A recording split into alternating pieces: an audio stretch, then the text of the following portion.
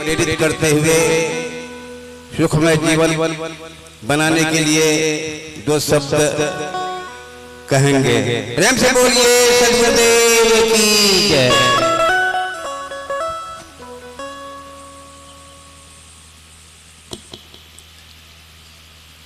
वेदादि तत्त्वमखिलं निज भाषयाय सम्यग् धिवाच विषयं स्वरूपम् सर्ववन्द्यचरणं शरणं कबीरं नित्यं नमामि नमतां भवमुक्तिहेतु।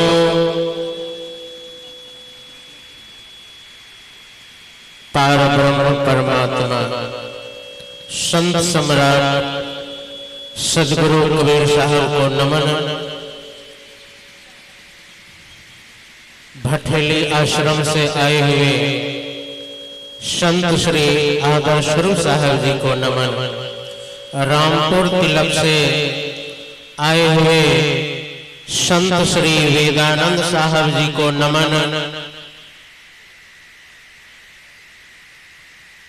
संत श्री प्रकाश स्वरूप साहब जी को नमन। इस सत्संग पंडाल में उपस्थित माता बहनों भाइयों सबके भीतर विराजमान आत्मा को नमन। आज का प्रश्न है कि दुनिया में बड़ा कौन है, किसको बड़ा माना जाए। बहुत से व्यक्ति मानते हैं कि देवी देवता बड़ा है, बहुत से मानते हैं कि आकाश में निराकार ईश्वर है वह बड़ा है, उसका रूप नहीं है। कबीर साहब का सिद्धांत एक अलग है, वह बड़ा तत्व को मानते हैं। हमारा आपका जो जीवन है यह 5 तत्वों से बना है। मिट्टी, पानी, आग, हवा और आत्मा, ये 5 तत्व है। 5 तत्व से ही यह संसार देख रहे हैं बना हुआ है। हम लोग जो भोजन करते हैं वह भी 5 तत्व, एक बनाने वाला आत्मा है, भोजन बनाने वाला। 4 तत्व से समान है। 5 तत्व का बना हुआ भोजन भी है। हम लोग जो कपड़ा पहनते हैं इसमें भी 5 तत्व का लगा हुआ है। मिट्टी, पानी, आग, हवा और कपड़ा बनाने वाला आत्मा है कि नहीं है। तो यह संसार जो है 5 तत्वों से चलता है। तब 5 तत्व में एक बड़ा को निकालना है। कौन बड़ा है? जैसे मिट्टी है, पानी है, आग है, हवा है, आत्मा है, ये 5 तत्व है। 5 तत्व में बड़ा किसको माना जाए? मिट्टी को माना जाए, पानी को माना जाए, हवा को माना जाए, या अग्नि को माना जाए, या आत्मा को माना जाए? इसमें किसको माना जाए बड़ा? लेकिन दुनिया के लोग कहते हैं, दुनिया के धर्म कहता है कि नहीं, परमात्मा बड़ा आकाश में है, वह का रूप नहीं है, वो देखने में नहीं आता है। कबीर साहब उसका खंडन करते हैं कि आकाश में कोई परमात्मा नहीं है। अभी वैज्ञानिक चांद पर चला गया, मंगल ग्रह पर चला गया, सूर्य पर भी भेज दिया अपना जो है वायुयान को, लेकिन परमात्मा के पास भेज सका। यदि होता तो खोज के लिए भी आता। अब खोज रहा है कहीं मिल भी जाए, लेकिन है नहीं आकाश में परमात्मा।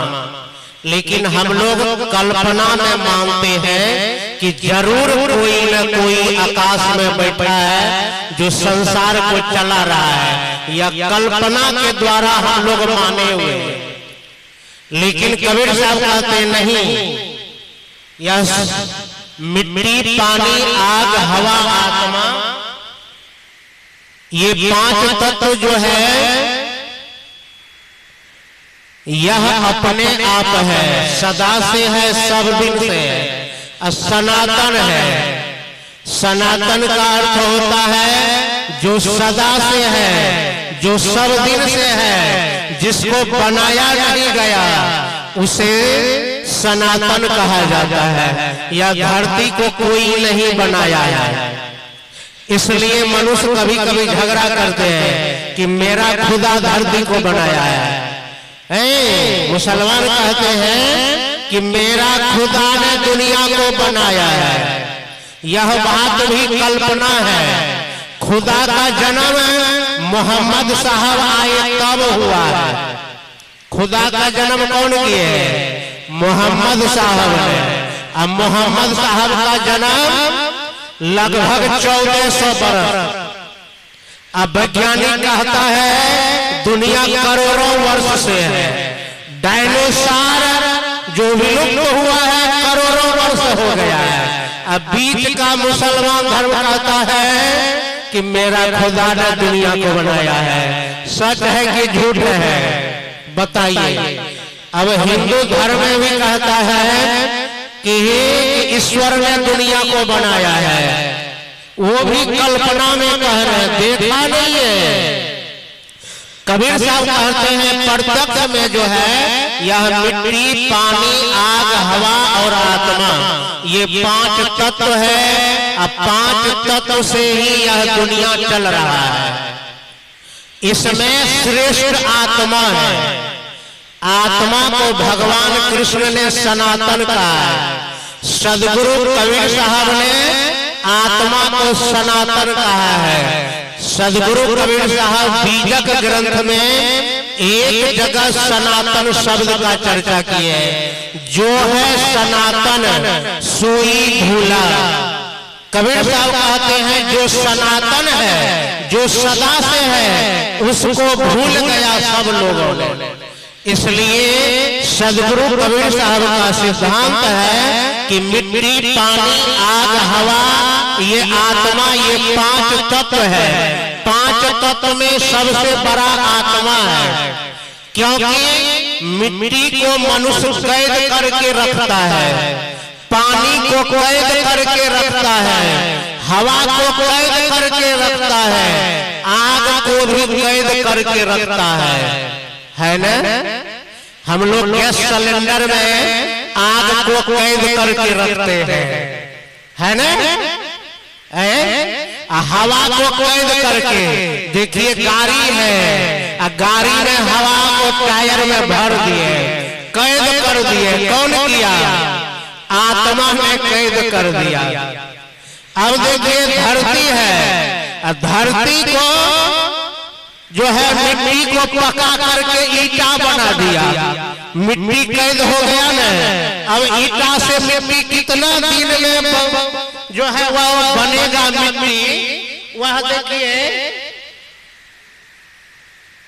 यह आत्मा ने मिट्टी को भी कैद कर दिया है ना।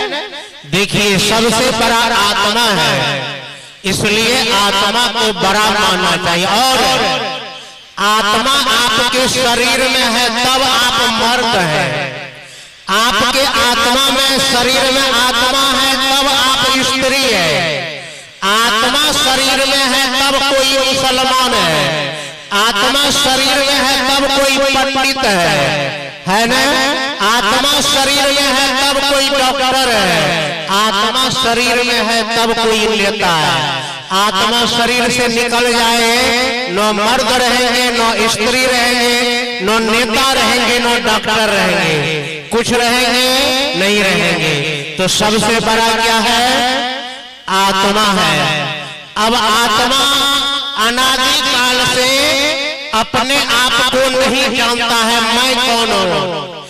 यही आत्मा को जनाने के लिए सदगुरु ज्ञान देते हैं, या आत्मा को सदगुरु के पास जाना पड़ता है, तब आत्मा को ज्ञान होता है। तब आत्मा का जो है जन्म मरण का चक्र छूटता है। एक बार नारद मुनि भगवान शिव ध्यान कर रहे थे, नारद मुनि जा रहे थे आकाश मार्ग से। तो नारद मुनि के मन में सवाल उठता है, प्रश्न जगता है कि भगवान शिव ध्यान क्यों करते हैं? आखिर भगवान ही ध्यान कर रहे हैं, करने का कारण क्या है? जाते हैं आज भगवान शिव से पूछेंगे कि आप तो भगवान हैं, आप आखिर ध्यान क्यों करते हैं? ध्यान करने का कारण क्या है? नारद मुनि आ गए, भगवान शिव ध्यान में बैठे हुए थे और बैठ गए बगल में। अब सोचने लगे अभी भगवान शिव ध्यान में लीन है, क्या जगावे कि नहीं जगावे? फिर मन में जगता नहीं, 2 घंटा 1 घंटा बैठते हैं, भगवान शिव ध्यान से बाहर आ जाएंगे तब हम प्रश्न पूछ लेंगे। 2 घंटा नारद मुनि बगल में बैठ गए, तब भगवान शिव का ध्यान टूटता है। तब नारद मुनि को देख करके मुस्कुराते हैं, कहो नारद किधर आए? नारद मुनि प्रणाम करते हैं भगवान शिव को। भगवान शिव भी नारद मुनि को प्रणाम करते हैं। यह नहीं कि ईर्ष्या देश करते हैं, कहीं कहीं ईर्ष्या देश होता है, हम बड़ा वो छोटा है, ऐसे ईर्ष्या देश संत में नहीं होना चाहिए। आप लोग सत्संगी हैं, घर में जाइए तो ईर्ष्या देश मत कीजिए, सब में आत्मा है। आपके घर में बच्चे हैं, उसमें भी आत्मा है। आपका पिताजी है, उसमें भी आत्मा है। माताजी है, उसमें आत्मा है। सब में आत्मा है, सबको प्रणाम कीजिए। ईर्ष्या द्वेष अपने घर में नहीं करना चाहिए। यदि घर में इस ईर्ष्या द्वेष करेंगे तो फिर यह मानव जीवन क्यों बना?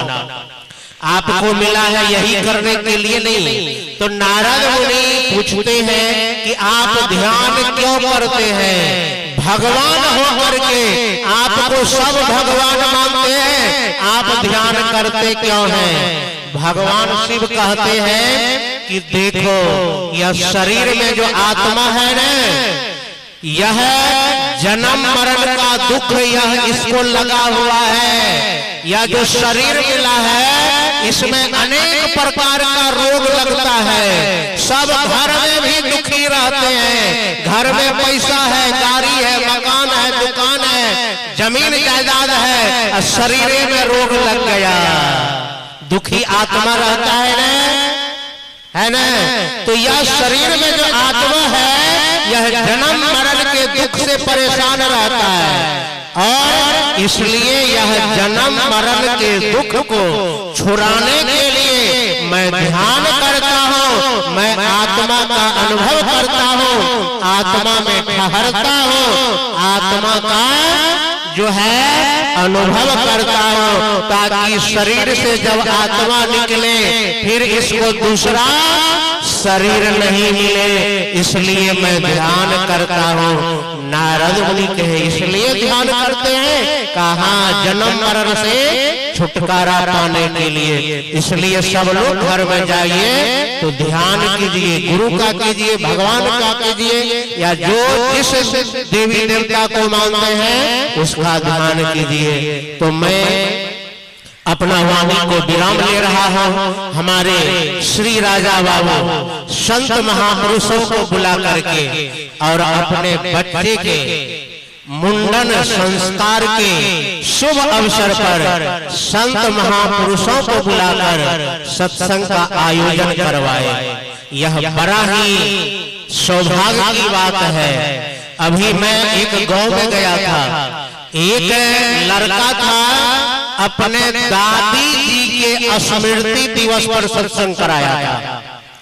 अब समझिए, दादी जी के यादगार में पिताजी का तो करते ही हैं, दादी जी का कौन यादगार करते हैं? कोई नहीं। तो हमको रामविलास बाबा एक है मेरा साथी, कहा कि बाबा आप दोनों आइए, मेरा दादी जी जो है घर में सत्संग का बीज रोपे हैं। सत्संग करते थे, दादी जी ने ही मेरे पिताजी को माला दीक्षा दिलाए और फिर हम जो है सत्संगी है। हमारे घर में नो मांस मछली दारू शराब गुटखा कोई नशा नहीं चलता है। इसलिए मेरा धर्म बनता है कि मैं अपना दादी जी का नाम करूंगा, स्मरण याद रखूंगा। अब देखिए धरती पर ऐसे भी लाल हैं कि अपना दादी जी के स्मृति यादगार करते हैं। हमारे राजा बाबू बहुत ही पुण्य का कार्य किए कि अपने पुत्र के मुंडन के शुभ अवसर पर सत्संग का आयोजन करवाए। परमात्मा से, सदगुरु से और ईश्वर से प्रार्थना करता हूँ कि उनका जीवन मंगलमय हो, आनंदमय है और परिपूर्ण हो। बोलिए सदगुरु देव की जय। देव की जय। अभी बहुत सुंदर विचार हम लोग परम पूज्य संत श्री विजय साहब जी से सुने। अब मैं निवेदन करूंगा परम आदरणीय परम पूज्य संत श्री वेदानंद साहब जी से, जो तिलक रामपुर से आए हुए हैं। 15 मिनट अपने सुंदर विचार से हम लोग को लाभान्वित करने का प्रयास करें, कष्ट करें। प्रेम से बोलिए सद्गुरुदेव की जय।